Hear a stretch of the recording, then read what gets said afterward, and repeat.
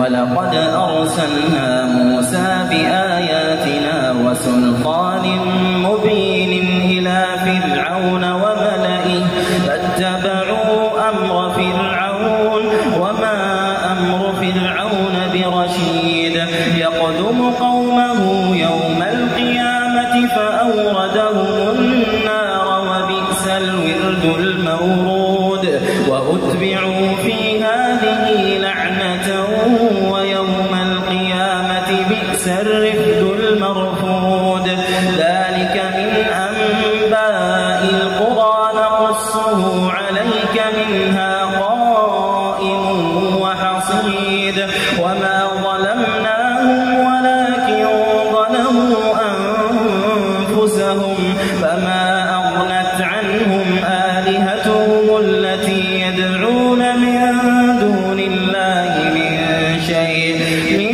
شيء لما جاء أمر ربك وما زادوهم غير تتبيب وكذلك أخذ ربك إذا أخذ القرى وهي ظالمة إن أخذه أليم شديد إن في ذلك لآية لمن خاف عذاب الآخرة ذلك يوم مجموع له الناس وذلك يوم مشهود وما نؤخره إلا لأجل معدود يوم يأتي لا تكلم نفس إلا بإذنه فمنهم شقي وسعيد فأما الذين شقوا ففي النار لهم فيها زفير وشهيق خالدين فيها ما دامت السماوات والأرض إلا ما شاء ربك إن ربك فعال لما يريد وأما الذين سعدوا ففي الجنة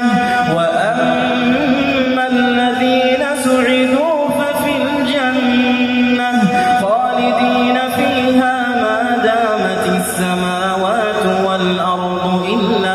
إلا ما شاء ربك عطاء غير مجذوذ فلا تك في مرية مما يعبد هؤلاء ما يعبدون إلا كما يعبد آباؤهم من قبل وإنا لموفوهم نصيبهم غير منقوص ولقد آتينا موسى الكتاب فاختلف فيه ولولا كلمة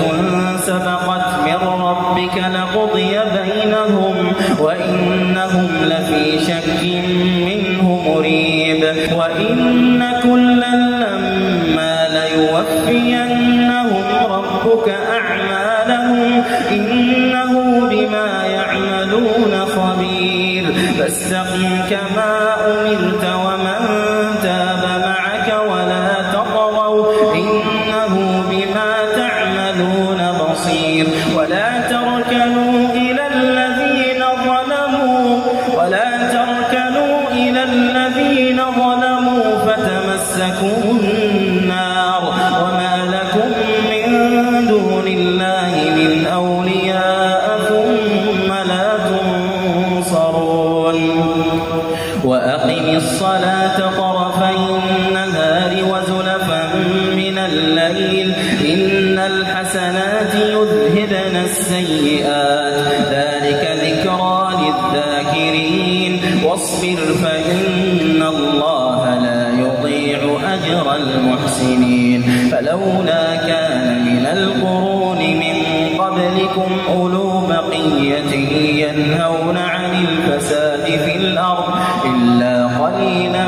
ممن أنجينا منهم واتبع الذين ظلموا ما أترفوا فيه وكانوا مجرمين وما كان ربك ليهلك القرى بظلم وأهلها مصلحون ولو شاء ربك لجعل الناس أمة واحدة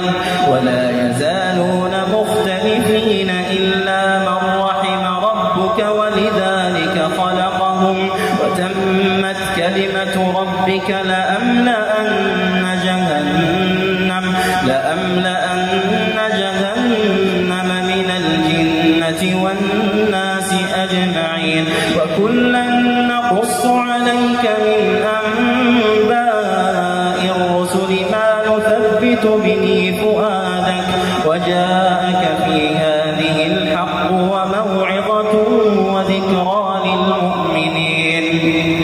وقل للذين لا يؤمنون اعملوا على مكانتكم إنا عاملون وانتظروا إنا منتظرون ولله غيب السماوات والأرض وإليه يرجع الأمر كله فاعبده وتوكل عليه وما ربك بغافل